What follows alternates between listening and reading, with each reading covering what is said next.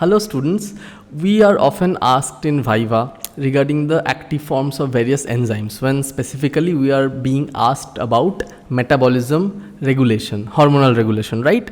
Many pathways are there, right?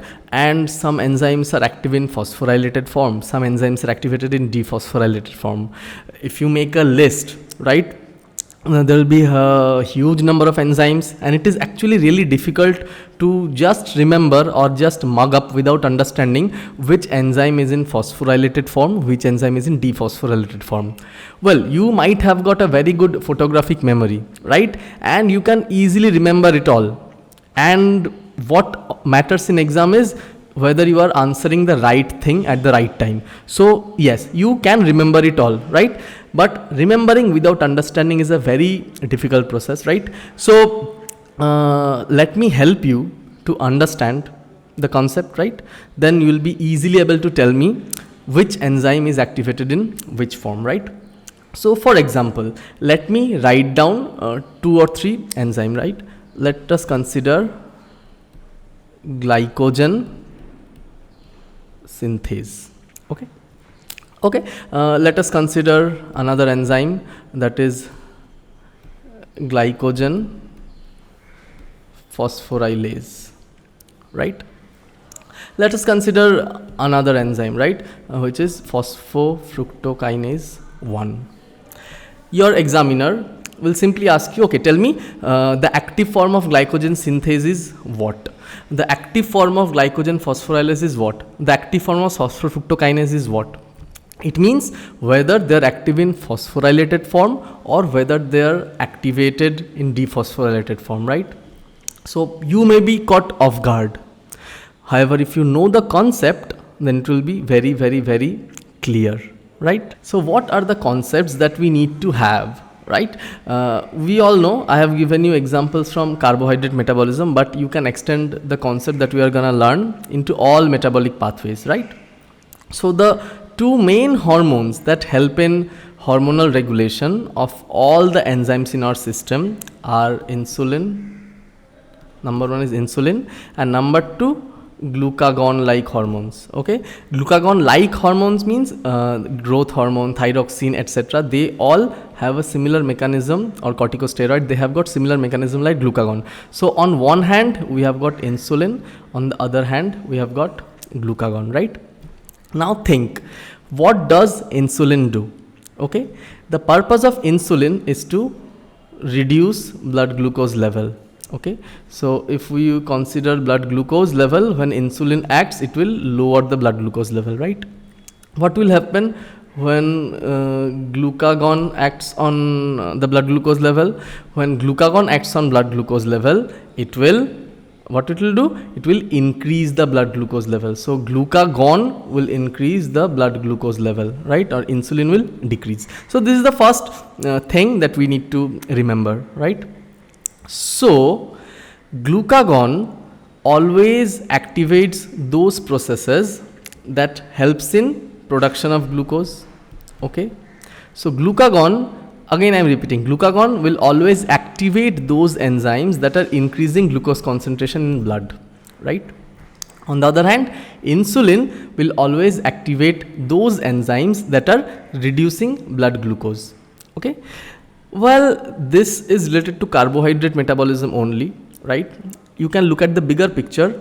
Any metabolic pathway, okay, that is producing glucose, okay, that is producing glucose from any other carbohydrate or any other storage form, any other metabolite, is a catabolic process. Catabolic. Okay, so when glucose is increasing, it is catabolic.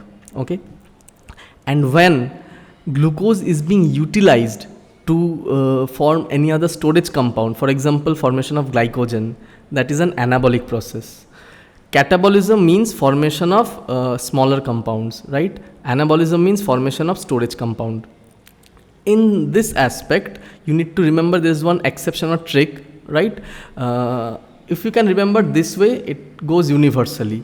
It means insulin activates all anabolic hormones or anabolic enzymes, right? And glucagon activates all catabolic enzyme. Fine, this is the basic principle. Insulin activates anabolic enzyme, glucagon activates catabolic enzyme, right? Now, if we look at the process of glycolysis, okay, strictly speaking, glycolysis is utilizing glucose to form pyruvate. Okay, so who will activate glycolysis? I mean, of course, insulin will be activating glycolytic enzymes because glycolysis is reducing blood glucose. However, a portion of glycolysis is also there which helps in energy generation, right? So glycolysis is actually an amphibolic pathway, right? However, for our understanding, we should remember, since glycolysis is reducing blood glucose, insulin is activating glycolytic enzymes, okay? Hence, we will consider glycolysis to be an anabolic pathway. So our foundation principle is insulin activates anabolic enzymes, glucagon activates catabolic enzyme. The reverse is also true. Insulin deactivates catabolic enzyme and glucagon deactivates anabolic enzymes, right? When that part is understood, you need to know another part, that is the mechanism of action of glucagon and insulin. Remember, insulin always activates by dephosphorylation. Okay, insulin always dephosphorylates. The active mechanism being protein phosphatase 1. Okay, and glucagon, what does it do? Glucagon always phosphorylates.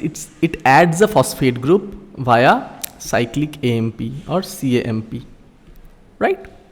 So insulin dephosphorylates, glucagon phosphorylates. So if we combine all of these, so the final principle that comes out is insulin, right, will activate anabolic enzymes via dephosphorylation. Okay, if you remember this one line, insulin activates anabolic enzyme via dephosphorylation, automatically you can derive all the other possibilities. What are the other possibilities? Insulin deactivates catabolic enzyme by dephosphorylation, because insulin will always do dephosphorylation. On the contrary, glucagon will activate catabolic enzyme via phosphorylation. Glucagon will deactivate anabolic enzymes by phosphorylation. So now that we know the basic principles, we can apply into a real world scenario. For example, look at this enzyme, glycogen synthase. Okay, you need to first analyze when your examiner asks you in Viva, right? You can take your time. Instead of saying it wrong in a hurry, you can just take your time, think of it and then answer correctly, right? So glycogen synthase enzyme, it is helping in synthesis of glycogen. So it is converting glucose to glycogen. So of course the process is anabolic. The process is reducing blood glucose. So who will be activating this? It will be activated by, yes, it will be activated by insulin.